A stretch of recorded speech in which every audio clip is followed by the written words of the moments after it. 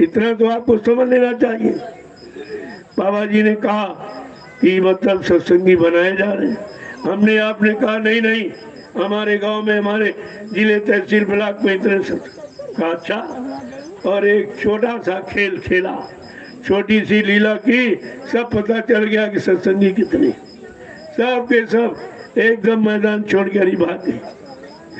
गुरु के दरबार को छोड़कर, शरण चरण को छोड़कर सब भाग गए। किसी को विश्वास गुरु पर नहीं हुआ। जब विश्वास नहीं, बिन विश्वास न कोनो सिद्धि, बिना विश्वास के कोई काम सिद्ध नहीं होता। तो ये सब भगदड़ क्यों मची? क्या तुमसे लिया गया? तुम्हारी कोई परीक्षा भी नहीं ली गई। अगर अन्य संतों गुरुओं के बाद अगर परीक्षा ली जाती, कोई नहीं देता। तुम बिना परीक्षा के फेल हो गए। अरे परीक्षा देके फेल होता, तुम बिना परीक्षा के फेल हो गए। इसलिए गुरु ने परीक्षा तो अपनी दी कि जब वो 40 लोग आश्रम पर रहने वाले, उनसे कहा बाबा जी ने कि बच्चा तुम घर जाओ, भजन करो, तुम्हारा रहने यहाँ ठीक नहीं है, क्योंकि यहाँ लाखों लोगों का अन्न आता है। उस अन्न को खा के न तुमने के सेवा की, न सेवा दी, न कोई भजन किया, तुम्हारे पर दोष लग गया है। इसलिए दोष के मिटाने के लिए तुम सब लोग घर जाओ, भजन करो। कोई नहीं गया। दोबारा फिर कहा अरे भाई चले जाओ, एक एक VIP गाड़ी ले लो, 10-10 लाख रुपए ले लो, तुम घर चले जाओ, भजन करो। कोई नहीं गया। बल्कि क्या कहा? गुरु को आदेश, गुरु का आदेश नहीं माना, गुरु को आदेश दे रहे, इतने सालों से हम तुम्हारे साथ रह रहे, अब हम कहाँ जाए? ऐसा करें आप ही कहीं जगह ढूंढ लीजिए। कहा ठीक, अगर तुम नहीं जाओगे तो मैं ही चला जाऊंगा। कहा तुम नहीं जाओगे तो मैं ही चला जाऊंगा। उसका अर्थ क्या निकाला कि बाबा जी ने कहा था मैं मर के चला जाऊंगा, ये जोड़ लिया उसने। अरे कहा अगर तुम नहीं जाओगे तो मैं ही चला जाऊंगा, क्योंकि आदेश अगर तुम नहीं मानोगे, मैं अपना आदेश लेकर खुद ही चला जाऊंगा और समय पर आऊंगा, अपने समस्त वादों को पूरा करके दिखाऊंगा, सारी जानकारी दूंगा, लेकिन तुम मुझे पहचान नहीं पाओगे। और रविदास जी ने कहा था छंदम भेष में वो विचरेगा, उसका अनोखा भेष होगा। तो तुम, क्योंकि तुम भेष को ही सब कुछ जानते हो, तो छंदम भेष में जब वो विचरेगा, विचित्र वेशभूषा में, तो तुम कैसे पहचान पाओगे? भारत में अवतारी होगा, जो अति विस्मयकारी होगा, ज्ञानी और विज्ञानी होगा, वो अद्भुत सेनानी होगा। और सबसे बड़ी बात क्या लिखी? वो दिव्य शक्ति, वो अलौकिक विलक्षण महापुरुष जीते जी कई बार मरेगा, चंदम भेष में वो विचरेगा। देश बचाने के लिए होगा एक आवाहन, युग परिवर्तन के लिए चले प्रबल तूफान। तीनों ओर से होगा हमला, देश के अंदर तो ही घपला, सभी तरफ कोहराम मचेगा, कैसे हिंदुस्तान बचेगा। नेता मंत्री और अधिकारी, इनको जान बचाना होगा भारी। रविदास जी ने क्या कहा?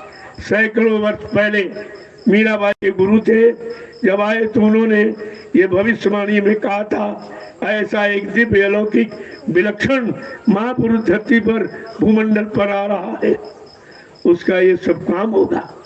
और जिसने भारत मां सताई, जिसने इसकी कड़ी लुटाई, नेता मंत्री और अधिकारी, इनको जान बचाना होगा भारी।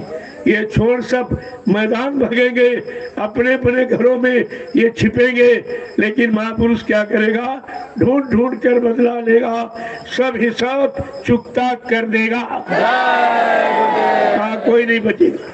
बाबा जी ने कहा था मैंने ऐसा जाल बना के रखा कि छोटी बड़ी मछली कोई बचेगी नहीं जो फंसे ना। जिसने संगत का अन्न खाया और प्रेमियों की सेवाओं का दुरुपयोग किया, कला कोई ऐसा नहीं जो बच के निकले। मेरे पास ऐसी योजना है, मैं सबको पकड़ लूंगा। तो आपको तो सोचना चाहिए। आगे कहा, यानी रविदास जी ने, इटली में कोहराम मचेगा, लंदन सागर में डूबेगा, युद्ध तीसरा अति प्रलंकारी, जो होगा भारी संहारी। भारत होगा विश्व विजेता, भारत होगा विश्व का नेता। दुनिया का कार्यालय होगा। देखिए कहा दुनिया का कार्यालय होगा, ये सब भारत में होगा। न्यायपालिका जो अमेरिका में है वो भारत में आएगी, यहीं पर न्याय होगा। और सारा विश्व जिस न्याय नीति को स्वीकार करेगा। अरे बहुत बड़ा परिवर्तन है, छोटा मोटा नहीं है। ये तो रविदास जी की भविष्यवाणी है, लेकिन जो करने आया है उसकी क्रिया, उसकी भूमिका, व्यवस्था क्या, वो तो कोई नहीं समझ पाएगा। जय गुरुदेव, जय गुरुदेव, जय गुरुदेव, जय गुरुदेव। नाम किसका? जय गुरुदेव। नाम किसका? प्रभु का प्यारा नाम। आप लोग चलिए अपनी अपनी सेवा। यहाँ आए हो तो इस शरीर को मांझो। बहुत इससे पाप हो गए, बहुत बुरे कर्म, बुरे खान पान हो गए, उनकी सफाई ये मिट्टी है, इससे मांझो, आप धोइए और तुम्हारे पाप हल्के हो जाएंगे। और जो तुम ये परिश्रम कर रहे हो, इससे जो फसल तैयार होगी वो भंडारे में जाएगी। कितने लाख लोग आगे आने वाले उस भंडारे में रोटी खाएंगे, और रोटी का लाभ तुमको मिलेगा, क्योंकि भूमि आपने तैयार की। बात तो तैयारी की होती। अब आप लोग चलिए देखो, मैंने कहा कि छोटे बच्चों को मत लाओ, क्यों? अगर सुरक्षा नहीं रख सकते आप मत लाइए, सुरक्षा रखते तो ले आइए। मैं मना थोड़ी करता हूँ, तुम बातें हमारी नहीं समझ पाते हो, इधर उधर झूठा प्रचार करने लगते हो। आप जब संभाल नहीं कर पा रहे तो उनको बताओ, क्योंकि यहाँ फसल में बहुत नुकसान होता है। ये फसल भी आपकी, उन बच्चों को क्या मालूम? अभी छोटे छोटे पौधे लगाए गए तो उनकी अत्तियां पत्तियां तोड़ डालते, तो फिर ये खुराक पौधा किससे लेगा? बात को समझा करो। और संस्कार की बात जो है, तुम जानते नहीं संस्कार कितने वर्ष में पड़ता है। जब 12 साल का बच्चा हो जाता तब वो संस्कार पड़ता है, संस्कार का असर होता है। इसलिए 12 साल का बच्चा भी भजन कर सकता है, उन पर संस्कार लागू होता। जानते मानते तो कुछ नहीं हो, तब छोटा मोटा प्रचार शुरू कर देते।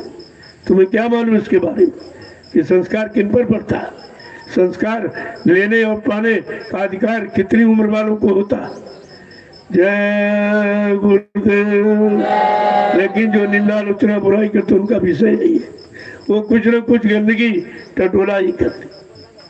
जैसे आपने गुजर एक कीड़ा होता है, वो हमेशा टट्टी पर जाओगे वहीं पर कोकरेगा, जहाँ गोबर पड़ा होगा वहीं पर।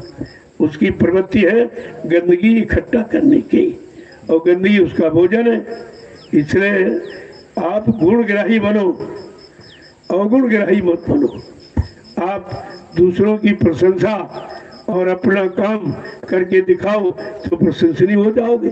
किसी की निंदा आलोचना करके तुम महान नहीं बन सकते, तुम्हें कोई महान नहीं करेगा। जब तुम निंदा आलोचना बुराई कर रहे हो तो सब देख रहे हैं, तुम्हारा काम क्या? तुम्हें महान कैसे कहा जाए? अच्छा बनने के लिए अच्छे काम करो, सच्चा बनने के लिए सच्चे काम करो, चरित्रवान बनने के लिए चरित्रवान रहकर अपनी चरित्रता का परिचय दो, तब लोग तुमको चरित्रवान मानेंगे। इसलिए अच्छाई की तरफ चलो, बुराइयों को छोड़ो, अपना रास्ता बुराइयों का जो है वो साफ करो, सच्चाई अच्छाई का बनाओ और चल पड़ो, तो धीरे धीरे अपनी मंजिल पर पहुंच जाओगे। जय गुरुदेव, जय गुरुदेव। इतना बड़ा कार्यक्रम हो रहा जो हिंदुस्तान में कहीं नहीं, इसकी जरूरत ही नहीं समझती। इसमें भी वो गंदगी टटोला करती है। अरे गंदगी को तो छिपाया जाता है, गंदगी पर पर्दा डाला जाता है कि गंदगी को खोला जाता है। ये भी तो ये नहीं समझ पाए अभी तक। इतना सत्संग सुनने के बाद तो इन्होंने लिया ही क्या? वही गंदगी सुनी और गंदगी पकड़ी और गंदगी का प्रसारण करने लगे, तो जीवन भर गंदे ही तो बने रहोगे। तो स्वच्छ साफ बनने का तुम्हारे पास समय नहीं है और तुम्हारी मानसिकता भी वो नहीं है। इसलिए गुणग्राही बनो। जय गुरुदेव, जय गुरुदेव, जय जय गुरुदेव। नाम किसका? प्रभु का प्यारा नाम। देखो किसी की बुराई और गिरदी करने का हमको अधिकार नहीं, ये हमारा मानव अधिकार नहीं है, क्योंकि संत महापुरुषों ने इसे निषेध किया कि 3 बातें सदैव याद रखो। अगर संत मत में चलना है, संत मन का लाभ प्राप्त करना है, तो 3 बातें सदैव याद रखो। किसी की निंदा न करना, न सुनना, न उसके पाप के बोझे से लग जाओ। दूसरा है कम खाना, यानी इतना खाओ जितना पचा सको, जिससे शक्ति ऊर्जा मिले आपको और आलस, भजन में आलस, नींद नहीं आएगी। और कम खाओ यानी बर्दाश्त करो, क्योंकि ये समय खराब, चारों तरफ से खराबी का माहौल है, लेकिन तुमको इसी माहौल में अच्छा बनना, यही तो तुम्हारी यही महानता होगी आपकी। जब बुरे समय में, बुरे खान पान में, बुरे भाव विचारों में तुम अच्छे बनकर निकलोगे तो तुम्हारी महानता होगी। और अच्छे में तो अच्छे सभी बन जाते, जब बुरों में अच्छे बन जाओ, बुराई हट जाए, बुराई सब चली जाए, हम सब लोग अच्छे सच्चे रास्ते पर चल पड़े, स्वयं अच्छे बने और लोगों को अच्छा बनने का संदेश दें, तब तो ठीक है। ये निंदा आलोचना बुराई के लिए क्या तुम अच्छे हो सकते हो? क्या इससे कोई अच्छा माहौल बनेगा या लोग इसको स्वीकार करके अच्छा बनेंगे? वो तो सब समझते इस बात को। जय गुरुदेव, जय गुरुदेव, जय गुरुदेव। नाम किसका? प्रभु का प्यारा नाम। कहते महापुरुष के अनंतों रूप होते, एक रूप नहीं, अनंतों रूप। किस रूप से कब कैसा काम करेंगे, किस रूप से हमें आपको सच्चाई की तरफ ले आएंगे, खड़ा करेंगे और सच्चे काम में लगाएंगे, ये तो उनकी महानता है। कहा था कि राम तो 16 कला से आए और कृष्ण 64 कलाओं से और सदगुरु असंख्यों कलाओं से आया।